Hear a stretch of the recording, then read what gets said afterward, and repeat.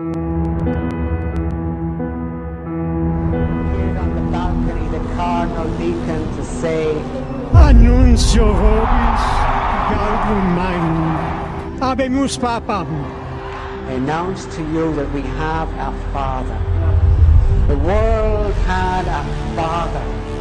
And now all of a sudden he's our Holy Father, and we're pledging him our love and our allegiance and our loyalty and our prayer.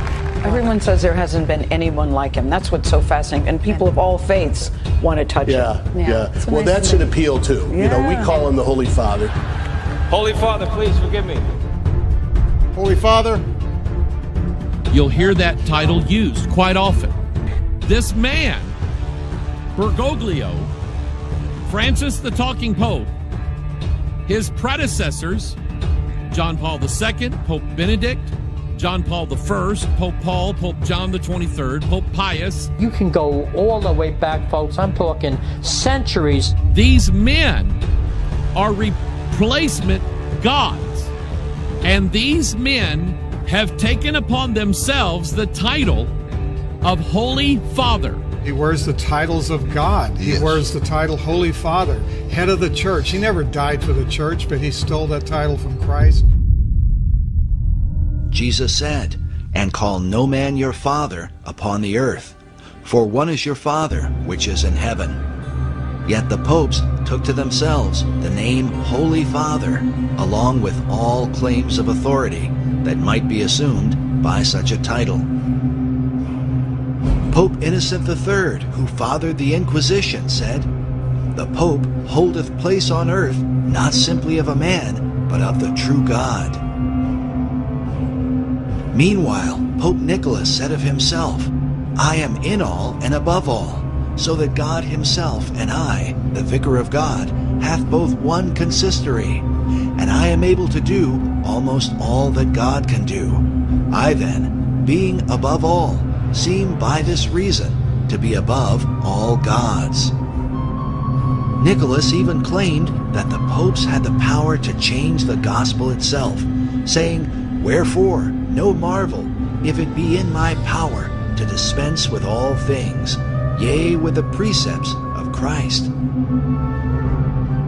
But in the Bible, Jesus says, "Behold, I have set before thee an open door, and no man can shut it, and no man openeth." The Apostle Paul warned that, "If any man or an angel from heaven preach any other gospel unto you, let him be accursed." Yet despite these biblical warnings, the popes repeatedly claimed they were equal to and above God, and were even called by Catholics our Lord God, the Pope. The Lateran Council, while addressing Pope Julius II, said to him, "Take care that we lose not that salvation, that life and breath which thou hast given us, for thou art shepherd, thou art physician, thou art governor, thou art husbandman, thou finally art another God on earth."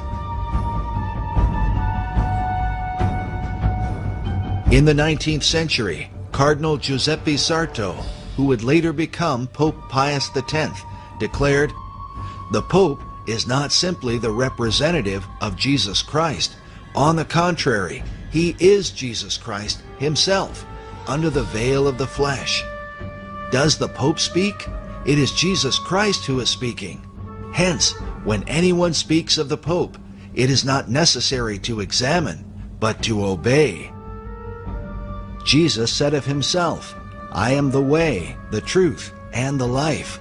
No man cometh unto the Father but by me." Yet Pope Pius IX blasphemously declared, "I alone am the successor of the apostles, the vicar of Jesus Christ. I am the way, the truth, and the life." The popes have not only made claims to be God, but have insisted that salvation itself depends directly upon obedience to them. Pope Boniface VIII said, "We declare, say, define, and pronounce that it is absolutely necessary for the salvation of every human creature to be subject to the Roman Pontiff."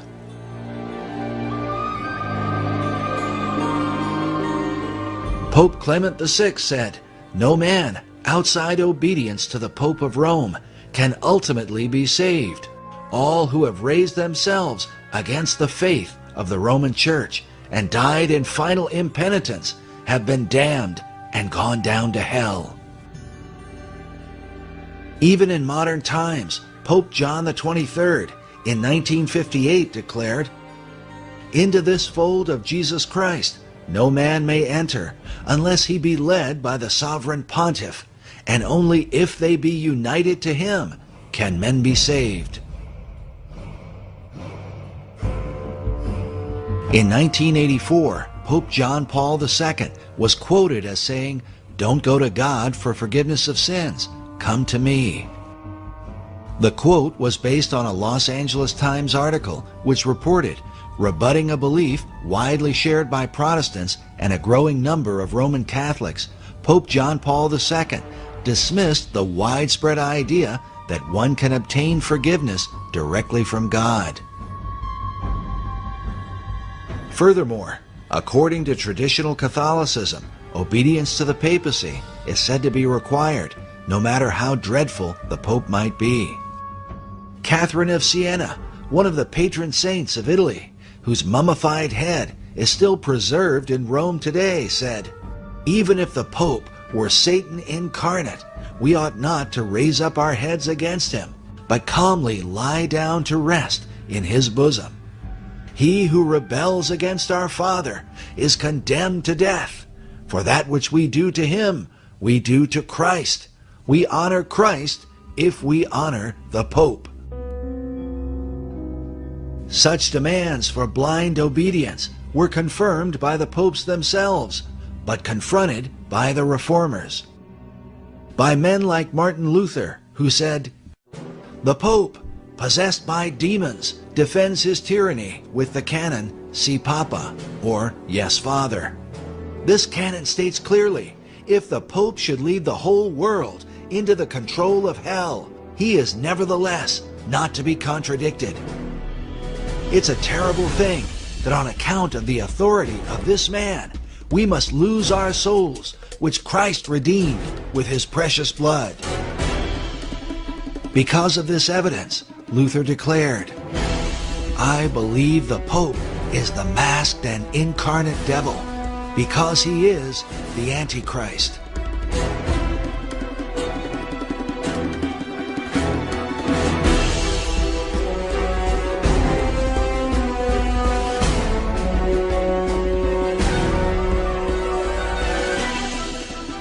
It is important to understand that this belief was not just confined to Luther, but was held by all the reformers from John Wycliffe in the 14th century to Charles Spurgeon in the late 19th century. Spurgeon said, "It is the bounden duty of every Christian to pray against Antichrist. And as to what Antichrist is, no sane man ought to raise a question. If it be not the popery in the Church of Rome, there is nothing in the world that can be called by that name."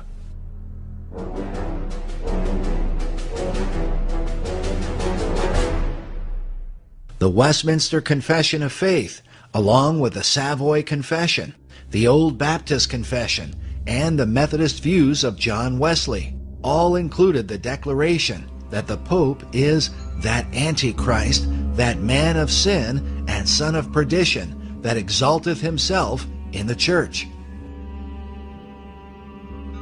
This was also the belief of the men who translated the King James Bible. In their opening dedication, they commended the king for writing in defense of the truth, which hath given such a blow unto that man of sin as will not be healed. The view of the Antichrist, not as a single man, but of many men in a single office, was based in part on the teaching of John Wycliffe. In the Gospel of Matthew, the disciples asked Jesus, "What shall be the sign of thy coming and of the end of the world?" Jesus said to them, "Take heed that no man deceive you, for many shall come in my name, saying, I am Christ, and shall deceive many." Wycliffe believed that the many who say, I am Christ, are in fact the Pope's. The Pope's title, Vicarius Christi, literally means another Christ. Wycliffe concluded that Antichrist is thus a monstrous composite. In further explaining the Pope's title, author Dave Hunt writes, the Latin equivalent of the Greek anti is vicarius, from which comes vicar. Thus, Vicar of Christ literally means Antichrist. But the view of the papacy as Antichrist is not widely held by Protestants today. Still, there are those who continue to uphold the Reformers' original beliefs. Permit me to say how much I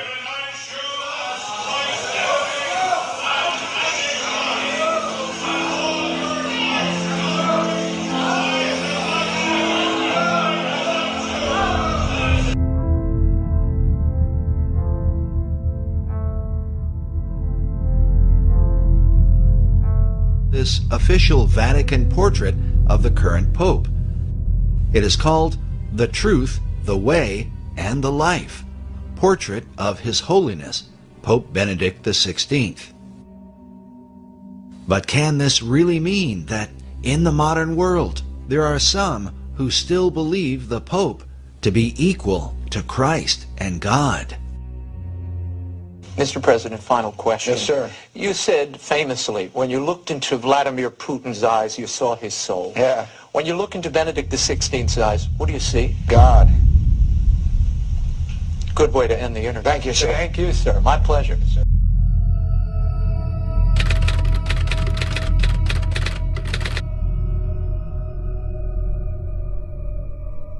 We want to show you some extraordinary pictures which came to us from the Vatican on what was, of course, an extraordinary day. Within hours of Pope Benedict announcing that he was to resign, take a look at this. Lightning struck St. Peter's Basilica. You can see it again now in slow motion. Lightning struck St. Peter's Basilica twice immediately following the resignation of Pope Benedict XVI. Now, some people might not make anything of that, but lightning is something in sacred literature that almost always carries spiritual connotation. Sometimes it's good, sometimes it's evil, like when Jesus referred to Satan as falling like lightning. And I can't help but think that the timing of two lightning bolts on this particular building, the St. Peter's Basilica, at the Vatican, at the exact time following Benedict's resignation, I felt that it was mathematically improbable of chance. First, because two bolts, I don't, again, what do you make of coincidence and numerology? But we know that in sacred text and in Scripture, these kind of things would be interpreted as signs and omens. At the start of Lent last year, Jorge Mario Bergoglio was just a face in the crowd. Today, Pope Francis is the most talked about person on the World Wide Web. With days until the Holy Father makes his first ever visit to the U.S., his popularity has taken off. We were able to walk right up to the stage yesterday, which is literally set at this point. You saw that there are thousands of seats already lined up as well. As you can imagine, hundreds of thousands of people turned out to see and hear Pope Francis today. It was a mammoth effort. Philadelphia transformed into an outdoor cathedral. It's like being at the Super Bowl. His style was different almost immediately. The thousands before him as he bowed and said, "Pray for me." And suddenly there was a connection with people. That set the tone for this papacy. More people can actually relate to him. Absolutely. And bring more people into the church. More of a user-friendly pope. Yes. That's what we need right now.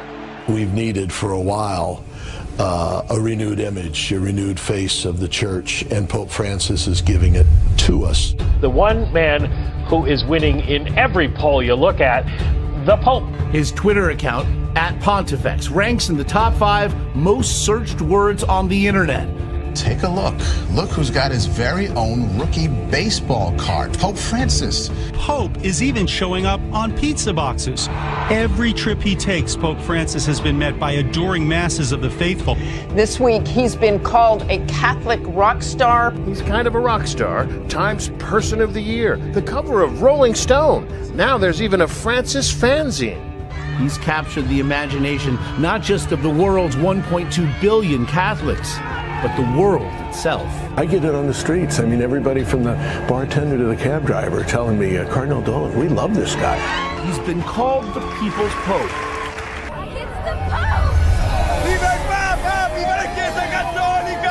The papacy is saying, I'm a follower of so-and-so.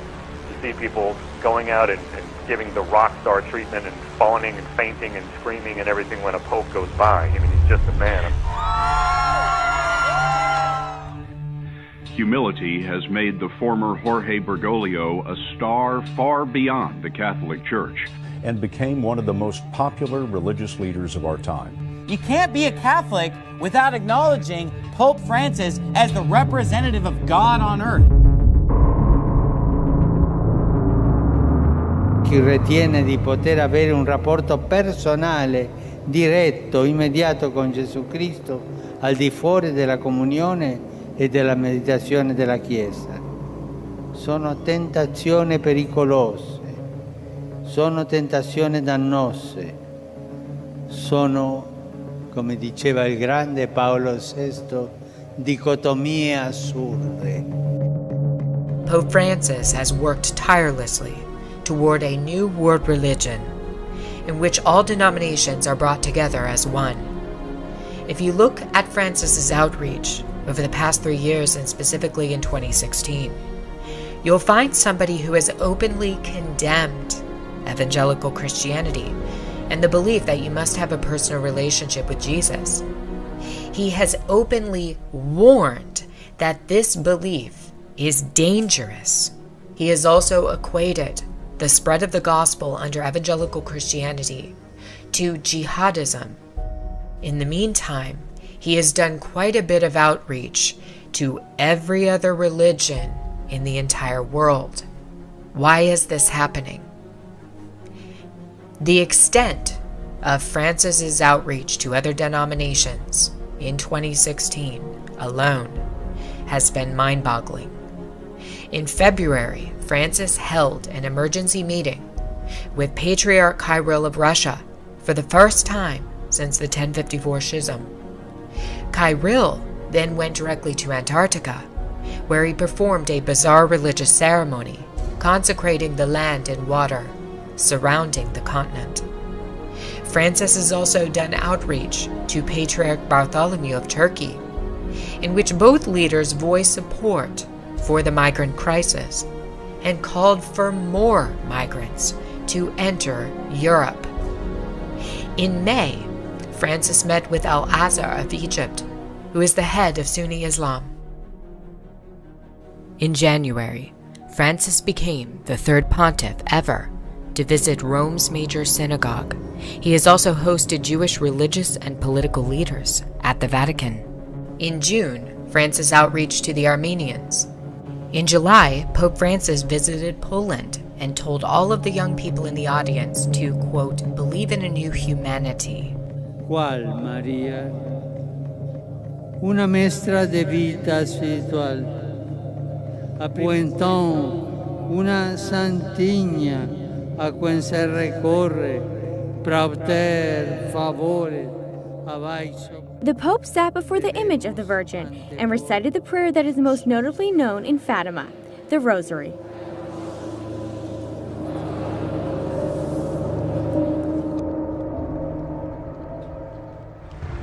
She's called the United Nations International Pilgrim Statue of Fatima and travels around the world. I've seen people who break down in tears as soon as they look at the face. The faithful believe they're seeing the face of Jesus' beloved Mother Mary. The theologians say it's called the aura of the Mother of God around it. That means the Mother of God's presence is with that image in such a way that you can look at other images of Our Lady and get your fill. It is one of, they could say, the 4 original statues made under the guidance of Sister Lucia, the oldest of the 3 children. The three children, Lucia, Jacinta, and Francisco, said they saw an apparition of Mary while herding sheep near the village of Fatima, Portugal, May 13, 1917, and she revealed 3 secrets to them, including the prediction of World Wars I and II. And this is the face Lucia described. When you're looking at it, you feel her presence. You can get your fill at looking at other beautiful images, but you cannot get your fill at looking at this. You just want to look, and look again. Just a Mary shrine here, Mary shrine there, Mary shrine here, everywhere. Why do people praise and worship Mary, whom Jesus was born of?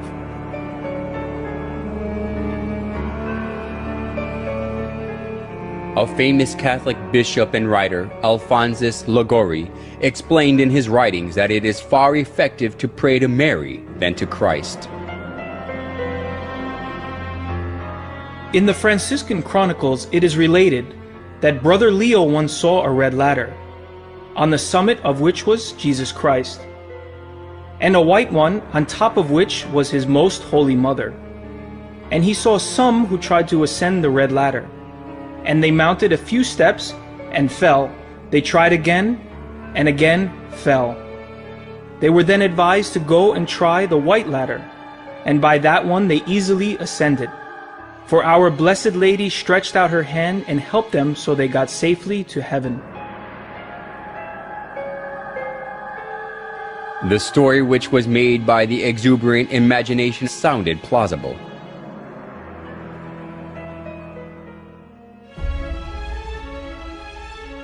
Although it was a man-made story, Pope Gregory XVI canonized Liguori as a saint, and Pope Pius IX declared him a doctor of the Catholic Church.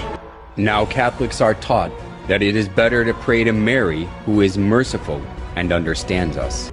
We must never go to our Lord Jesus except through Mary, using her intercession and good standing with Him.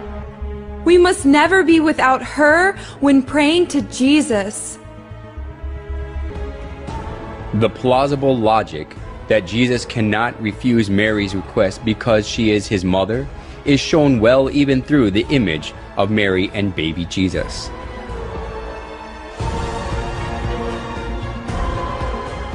In most cases, Jesus is nested in Mary's arms as a baby.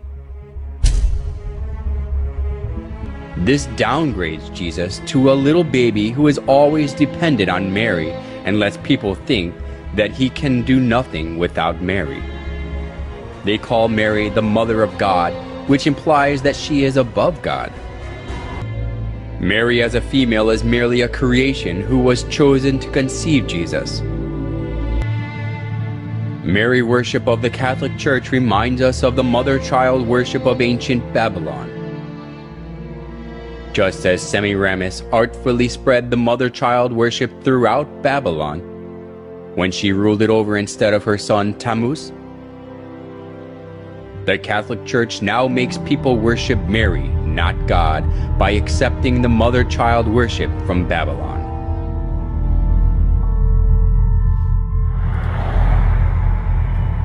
Hail Mary, full of grace, the Lord is with thee. Blessed art thou amongst women, and blessed is... There is no trace of suffering or even joy in this Mary's face. But it is not the alabaster emptiness of her gaze these people see as they pray. It is the Mary whose pain at the loss of her son, Jesus Christ, resembles their own. Mary's role for us as Christians is humanizing. It's somebody that we can relate to. 20% of all Roman Catholic places of worship in the United States, nearly 4,000, are named for Mary. Shortly after the Council of Ephesus, which was in 431, when they declared her to be the Theotokos, the God-bearer, Mother of God. And then everything changes, and she starts to appear enthroned with a child on her lap, with angels and saints around her. That is when she becomes important. By the Middle Ages and Renaissance, paintings of Mary could be read for symbols of her holiness. Her outer mantle is blue, and underneath she usually, not always, has red robes. She wears a dark blue coat, and she stands on the half moon. She is the mother of all gods. So, the ancient religion of Babylon, they all have one thing in common: the sacred feminine. The sacred feminine. The sacred feminine. Ishtar the Babylonians, Tyre the Buddhism, Fatima of Muhammad, Sophia the Gnostics, Shekinah to the Kabbalist Jew, Mary to the Catholic, and Shakti to the Hindu. These all have one thing in common: the sacred feminine. And the sacred feminine is going to take you back to the source of light, because the light that resides in that place that Plato talked about, you need a path to get back to that light. Listen, this is important. She is the one to take you to that light. Now, I'm going to give you a guess. Tell me this morning, who do you think that light is? You remember what this subject's all about? Lucifer. He's the light bearer. There's a wind blowing through this church today. And that wind comes from Lucifer. Yes, it is. That has brought him into the house, and he's now in power.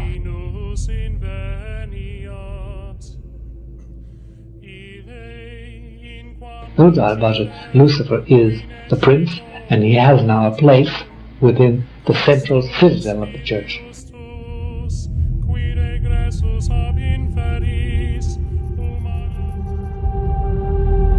A lot of priests like to perform themselves the satanic masses around Rome, and they perform them in the area where usually the Pope goes on holiday, near Castel Gandolfo, in the area where you have also Lake Nemi, in those forests around there.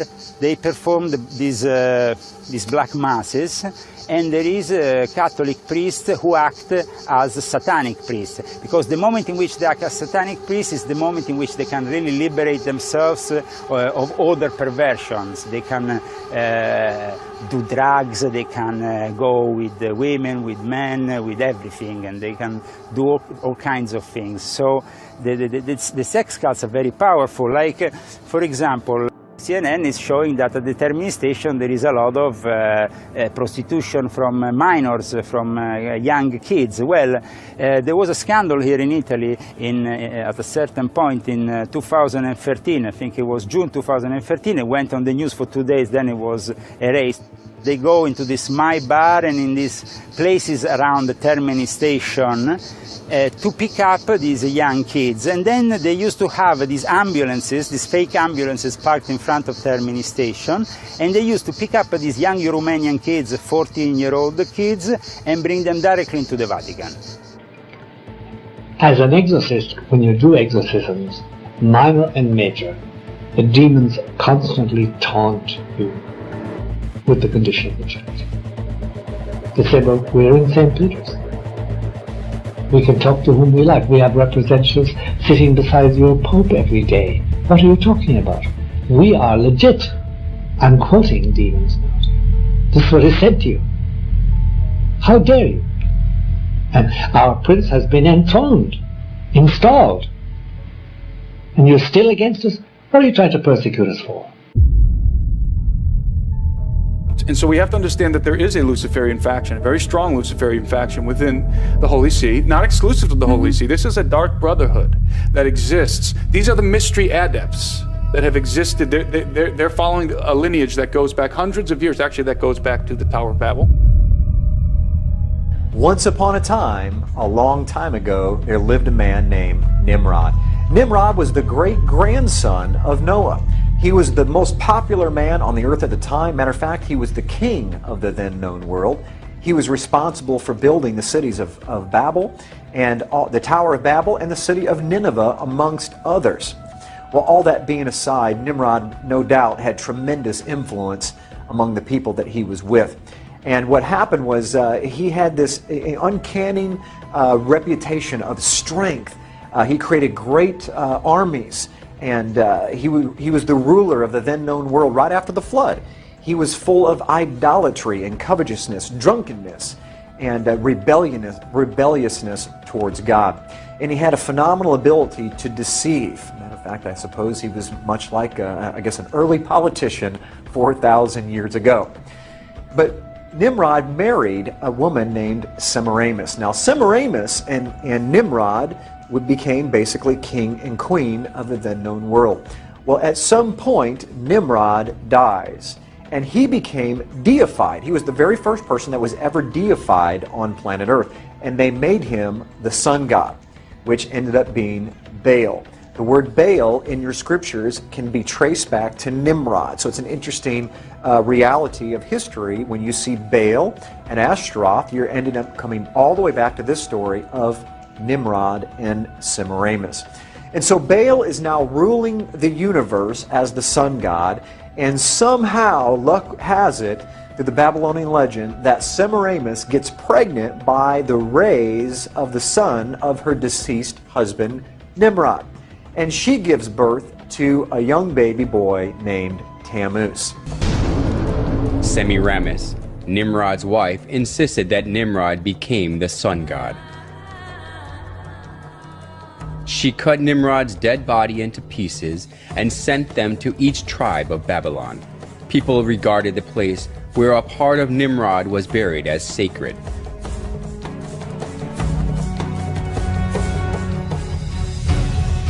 She also claimed that Nimrod was reincarnated as her son. As Semiramis ruled over Babylon in place of her young son Tammuz, she maneuvered people into worshiping her. Monuments of Semiramis carrying her child Tammuz in her arms were set up all over Babylon, along with various images symbolizing the sun god. The sun worship and the mother-child worship, which was a scheme devised by Semiramis, put down roots as a religion of Babylon.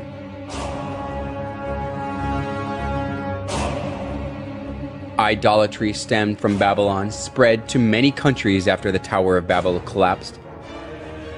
It is because when the Babylonians were scattered over the whole world, they brought the sun worship and the mother-child worship.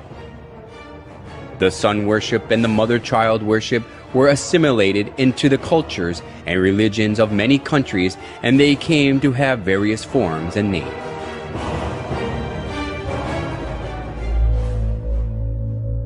Nimrod, the sun god, was known as Mithra in Persia, Sol in Rome, Ra or Horus in Egypt, and Apollo in Greece. Semiramis and Tammuz, who were the start of the mother-child worship, was called Isis and Horus, Venus and Dionysus, Diana and Attis, and Astaroth and Tammuz, respectively. Besides these, the image of goddess, who is holding a baby in her arms, was venerated in many countries of the world. If so, was the mother-child worship the creature of an age, which was especially welcomed only in Babylon? Surprisingly, the mother-child worship of Babylon has been passed down through the thousands of years and still exists today. In Vatican of Rome, we can find the mother-child worship in its original state. Now, further down in the story, as Tammuz grows and becomes a man, Tammuz actually marries his mother, and they have a very sexual relationship. And that baby Tammuz and his mother Semiramis is where you get the story of Cupid. Cupid, during Valentine's Day, is how the story of Valentine's Day developed, was from Tammuz, who married a very unbiblical relationship with his mother. Okay, back to the story of Tammuz. So Tammuz, for 40 years, was a tremendous hunter, and he took the place of his father, ruling the world, and had tremendous power. But more than anything, he was a credible hunter. But unfortunately, his gift and his skill of hunting caught up with him one day, because he was killed during his 40th year by a wild boar. Every spring, the first Sunday after the vernal equinox, the spring equinox, they had what was called Ishtar's Ishtar's Sunday. And they would have a sunrise service. At the sunrise service, the priest of Ishtar would impregnate young virgins on the altar, and during that same service, they would take the babies that were now 3-month-old from the previous year, and they would sacrifice those children on the altar to Ishtar, and then they would take the eggs of Ishtar, and they would dip those eggs in the blood of those young infants. And that is where we get sunrise services, and that is potentially where we get the dyeing of Easter eggs. It is also interesting to note that worldwide universal color of Easter eggs is red. Even the White House, the official color of the White House Easter egg is ruby red. Now, back to Tammuz. Tammuz gets killed by a wild boar. So every year, in commemoration of celebrating the death and the deification of Tammuz, which became the son of God, the son of his father, they would set aside 40 days prior to Easter, and they would fast and they would pray, and they would have a giant feast on Easter Sunday where they would celebrate the death and the resurrection of Tammuz. And guess what they would have for dinner on that Sunday evening? You got it, Easter ham. They would kill a boar in commemoration to Tammuz, who was killed by a wild boar. And yes, the 40 days prior to Easter, where we call it Lent, or the Catholics call it Lent, that 40 days did not come from, my friends, the 40 days of Jesus in the wilderness. That 40 days was already in place for thousands of years before Jesus even showed up. It comes from the 40 days of fasting and praying for Tammuz before they celebrated Easter. I'm going to give you some of the names and what they're most commonly remembered for in these different cultures, and some of you will recognize them immediately. First of all, in Egypt, they were known as Isis and Osiris. In Phoenicia, they were recognized as Asheroth and Baal, the very same Asheroth and Baal that you see in the scriptures. In Greece, they were Aphrodite and Adonis, or Eros, where we get the word erotic from. And in Rome, they were called Venus and Cupid. That's right, that's where we get Valentine's Day from, and Cupid. Even in the Far East, listen to this, this is amazing, Cupid was known as Zoroaster. Zoroaster is made up of two words, Zoro, which means seed of, and Asheroth, which is Easter. And so what Cupid actually means in the Far East is the seed of Easter, or the seed of his mother. Tammuz and his mother, Semiramis. If you look on your screen, you're going to see Isis and Osiris, or this is Ishtar and Tammuz. Now, some of you may be asking, well, wait a minute, I celebrate Easter, you're talking about Ishtar. Easter is actually the Anglicization of the word Ishtar. In other words, if you say Ishtar in English, it's pronounced Easter. That's how the etymology of that word evolved over time. What I want you to see is, I want you to see what's on her head is a crescent moon, and in the center of that crescent moon is the actual sun itself. And so the symbol of power of Isis, or Ishtar, was the crescent moon holding the sun itself, her deceased husband, Baal, the sun god. And you can see the baby there that is nursing from her breast. Ishtar was known as the goddess of the East, the bare-breasted fertility god of the East, or the sunrise, which is why they had the service at sunrise on Easter morning. Here on your screen you see a pagan carving of the solar deity Baal Hadad depicted as a disc in a crescent. Okay, you can see the half-moon disc there in the center of your screen with the sun that is cradled inside of it. That is the sun god, as well as the crescent moon that surrounds it.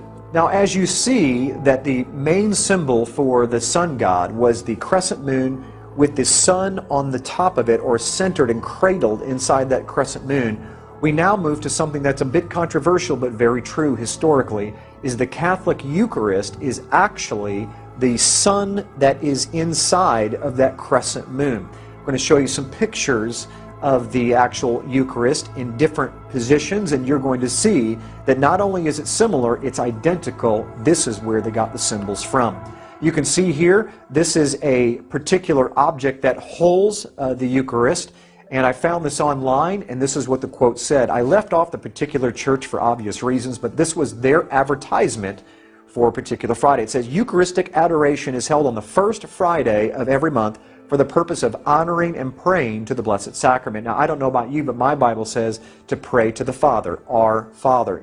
Yeshua, Jesus, said to pray to the Father. He did not say to pray to inanimate objects, whether they represent Him or not. Now, look very carefully at, on the right-hand side, you can see the moon, the crescent moon shaped, holding that sun or that wafer of bread. Here's a close-up of it right here. The crescent moon cradle with the sun-shaped monstrance of the Roman Catholic Church. And now you'll see that it's actually the rays of the sun go all the way around this. They didn't hide it at all. Why did they not hide it? Because this is thousands of years old. This comes right out of paganism and sun god worship, where it was the symbol of Baal and his wife Ishtar. And right here you can see the pine cone staff is another symbol found in paganism that's connected with the sun god coming out of Egypt, Osiris. It's kind of in the form of a pitchfork, you can see, where the pine cone is in the center. Now, why did they choose a pine cone? Because a pine cone represents... Pine cone symbolism, another very popular piece of symbolism for people who consider themselves, quote, in the know. That they consider that they are spiritually aware and enlightened, they have the knowledge, they are awoken, they have wisdom, and they have transformed themselves spiritually. In many cases, it's the exact opposite. The pine cone symbolism comes after the pineal gland, which is at the center of the head. It's right here, circled in red. It's considered in the midbrain or the limbic system of the brain. It regulates, this gland regulates a lot of different functions within the individual related to perception, emotion, etc. And the gland looks like a little pine cone. It has a lot of blood flow that goes through it, and it's very much attacked as something that they seem not to want to develop or function properly. So a lot of the food, things in water are very much attacked to target this part of the central nervous system.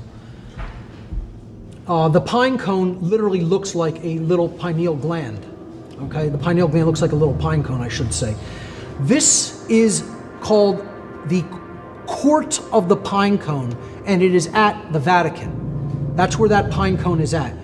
It is surrounded by two peacocks. Peacocks are another big symbol in alchemy. They represent alchemical transformation. Again, the pine cone represents awakening, resurrection, or transmutation, spiritual transmutation. Now below it, there is a black empty sarcophagus right down there below on the left-hand side. As you go up these steps in the Court of the Pine Cone to the other side of it, from this image perspective, that's what you will see. And behind it, there is an empty sarcophagus. Now they're basically throwing this symbolism right in your face. You know, we are the resurrected ones. We are the ones who have come out of darkness and into light. We have the knowledge. We understand how the awakening process works. We understand how this activity of the brain that people don't even understand and whose functions are essentially shut down due to the horrible nutrition and all kinds of pollutants in their food and water. We know how that works, you know, and we have done that transformation to ourselves, but that's not for you. You know, we're going to sequester that and keep it to ourselves and keep it here. And they never mention this. You'll never hear about this by the Vatican. But just go on Google Images and, you know, you'll see tons of images of the type Court of the Pine Cone. You have a lot of tourist images that just take pictures of it. Of course, here you see the Pope in his astrotheological regalia here. The fish head miters that they wear are the representative of the fish head miters that were worn by the Sumerian priests and the priests of Babylon. The Abgal. Yes. That's right. They served in the temple of a goddess named Nanshi. Yes, and it specifically references who we know as Dagon. Yes. And he was known as Oannes to the Greeks. Yeah. And this was, according to myth, an individual, a hybrid person, a half fish, half man thing that came out of the sea and began to instruct mankind in the lost knowledge. But at the base of it is the pine cone right there in his hand. I circle it right there. In symbolic iconography throughout the ancient world, the pine cone is revered. It's always a symbol of the transformation of a god. Often the god is giving that spiritual essence or knowledge to humanity. Here you see it in the Akkadian tradition of one of their gods, a clearly non-human looking entity. Here it is in the Babylonian tradition. Because this staff goes all the way back to ancient sun god worship, where it represented power and authority of the gods, you see. And this is a close-up of that staff right here, where the pine cone is embedded right in the staff itself. Let's move on to another symbol. This is the symbol of the trident. The trident is the devil's pitchfork. It really is a symbol of Satan, of the horns of Satan. It's an ancient satanic and pagan hand gesture called the trident. We find this in archaeology all over the place. Whenever you get into any kind of society of sun god worship, you find the trident everywhere. You see it in ancient Babylon. It was placed in the hands of all the pagan sun gods. All the pagan gods and pharaohs had some sort of trident, a staff, that they would be connected to power and authority of the gods. The most famous one, of course, is Neptune's trident. We call it the devil's pitchfork, and that's where it comes from. It's just not a drawing that someone made up. This has history built into it of where these things come from. Now, if you move forward in time, or during the same time period, you're going to find another symbol that is even more important. As a matter of fact, you're going to see two symbols in this picture. This is a pagan statue of Jupiter that has been renamed St. Peter. You also see what is baby Jesus, supposed to be baby Jesus, is none other than baby Tammuz. And how do we know it's not Jesus? Because you see trident all over the place. You see the trident symbol in the hand of the infant Jesus, along with the tridents coming out of the statue's head. You'll see three tridents, two coming off the sides of the head and one coming off the top of the head. This is not baby Jesus, ladies and gentlemen. This is a pagan sun god, Tammuz, from the story of Baal, Nimrod, and Semiramis, ended up being Cupid in today's Valentine's Day. And right here is the ancient Babylonian altar for the sun god Baal, and its main symbol is the 8-pointed star, which can be depicted as two 4-point stars built inside of one another as the solar wheel. We see the same solar wheel sunburst over a Buddhist temple in Thailand. Here's a monastery, St. Ignatius, where the solar wheel or sunburst is depicted in the floor tiles. Here's the face of a child, which is of course Tammuz, within the fertility symbol of the sun's rays on a Roman Catholic altar. The same exact symbol is shown in a face of the Babylonian sun god on a pulpit in a Roman Catholic church in Scandinavia. Okay, all this same symbol comes right out of paganism, as I've shown. Okay, this is probably one of the most fascinating pictures that I have. I zoomed in to the Vatican using Google Earth and stopped several miles above, and look what we discovered is this is the largest solar wheel on Earth. This is the court of St. Peter at the Vatican in Rome itself. Excuse me, the sun disk behind the head of this Roman Catholic statue in Westminster Cathedral in London. Where did they get the idea of sun disks behind these saints? It's because this was what was found behind the head of Jupiter and all these sun gods was the actual monstrance of the Roman Catholic Church. That halo is not a halo, that is a sun disk, and they borrowed it from paganism. We see here behind Krishna another sun disk behind his head, and this is just to show that it doesn't just happen in Catholicism, that the sun disk predates Catholicism by hundreds, even thousands of years. It was borrowed. We see it in stained glass windows behind all of the Roman Catholic saints, even Mary. And if you look carefully, you see the Sacred Heart. That Sacred Heart, even though I don't have time to go into this, even the Sacred Heart comes right out of paganism. That exact same symbol with the sun disk behind the Sacred Heart has to do with Baal and Tammuz, the sun gods. And you can see it all over the Roman Catholic Church and even in other pagan religions across the world. And where do we find this 8-pointed star, this solar wheel, this sun disk today? None other than on top of our Christmas trees. Now, I know all of us have been taught that the star on top of the Christmas tree represents the Star of Bethlehem, that the kings came in to find baby Jesus. But unfortunately, the star of the ancient pagan sun gods predates the star of the Christmas tree, the Star of Bethlehem, by over 1,000 years. They were taking the sunburst and connecting it to what you're going to learn in just a few minutes is the tree of Nimrod. And that is where we get our Christmas tree from and the star that we put on top. If you look carefully, you can see there is a tremendous significance and a similarity between the sunburst and the stars that we put up there today. Here's the sun disk proudly displayed on top of Christmas trees in a mall. Matter of fact, this one doesn't even hide the fact that it's not a star, it's the sun that you're looking at. Even the 8-pointed star on top of the White House Christmas tree, for everyone to see, is the same 8-point star that we find in archaeology thousands of years ago connected to pagan sun god worship. When do you think the birthday of Nimrod and Tammuz was? On the first day of the year when the sun is reborn. And what day do you think that the sun is reborn?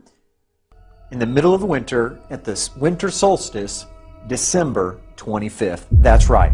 That's where we get December 25th on Christmas Day, where we say that Jesus was born. Why did we choose Jesus being born on December 25th? Where did that date come from? Very simple. Jesus was the Son of God. Tammuz was the son of the gods. He was the son of his father, Baal. And so the pagans, which early Christianity came right out of paganism in Rome, they were already worshiping the sun god on Sunday in Rome, which is where we get worshiping on Sunday from. All judges, city people, and craftsmen shall rest on the venerable day of the sun. Constantine's edict in 321 played an important role in making the sun god worship faith to put its roots down in the church. Many Bible believers today have followed tradition handed down by previous generations. They believe and were taught that Sunday is the proper day of worship, that the Savior changed the day of worship from the Jewish Sabbath to Sunday. The adoption of Sunday as the Christian Sabbath has little to do with the Bible and everything to do with Constantine the Great over 300 years after the Messiah's death. Constantine was emperor of the Roman Empire from 306 to 337 CE. He was a sun worshipper who on his deathbed converted to Christianity. In 321 CE, while still a sun worshipper, Constantine established Sunday as the day of worship.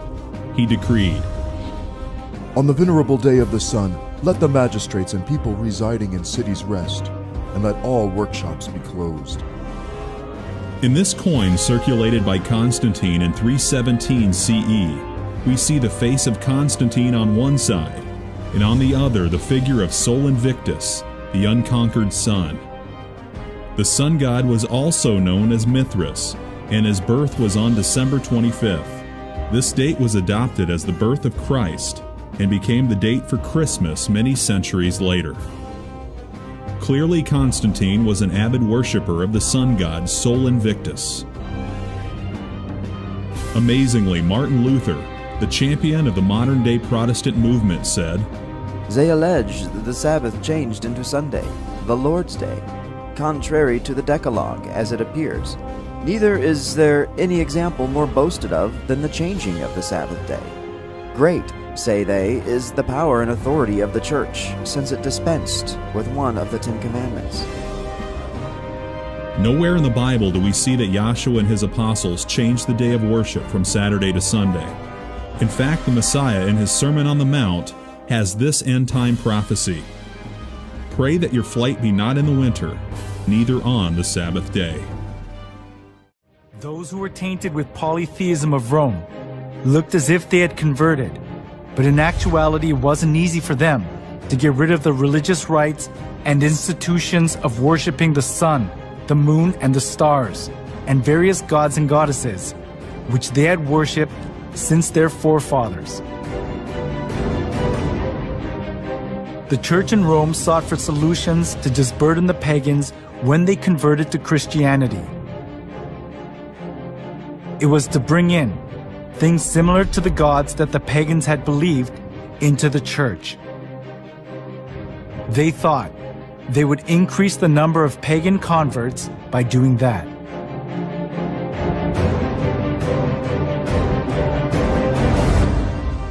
For the Christian bishops introduced, with but slight alterations into the Christian worship, those rites and institutions by which formerly the Greeks and Romans and others had manifested their piety and reverence towards their imaginary deities, supposing that the people would more readily embrace Christianity if they perceived the rites handed down to them from their fathers still existing unchanged among the Christians. To attract more pagans, the church in Rome tried to Christianize various kinds of pagan gods to suit the Bible. One of the most representative things among them was accepting pagan customs of the sun god worship tradition. The church in Rome identified Jesus with the sun god.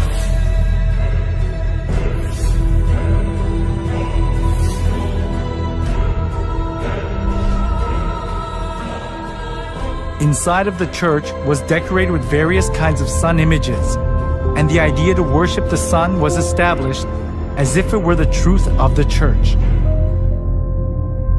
In the last days, there will be a very convincing counterfeit of God's real church that compromises the truth of Scripture.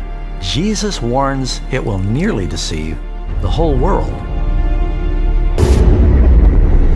The Vatican is secretly preparing for the arrival of alien saviors. They seem to be intentionally creating dogma that is going to position the Roman Catholic Church to be at the forefront of an official disclosure moment. The Vatican is involved in ufology in ways that they can't even imagine. So while we're standing here in the headquarters of the Jesuits, tell us about Mount Graham. They are constantly monitoring things with the Lucifer device. Sometimes they have to wait for all of the UFOs to get out of the way. I would like to tell you more about Zechariah Sitchin. He told me, John Mario, one night I wake up and I saw an Anunnaki sitting on my bed. History is being repeated. The days of Noah are returning. The gods are returning to the earth to dwell among men and mingle their seed with the human race. Only the truth can prepare us for the lie that's coming. Shortly after this final deception, Christ will return, and he will come for a church that has been purified from all the false traditions and paganism. This spiritual war has been raging down through the ages, and it's clear that this prophecy is fast fulfilling. As the battle intensifies, we're all faced with a choice. Choose for yourselves this day whom you will serve. Soon, all will either join the bride of Christ or follow the beast of Babylon. Where will you stand? In this world, you're either serving Christ or you're serving Lucifer.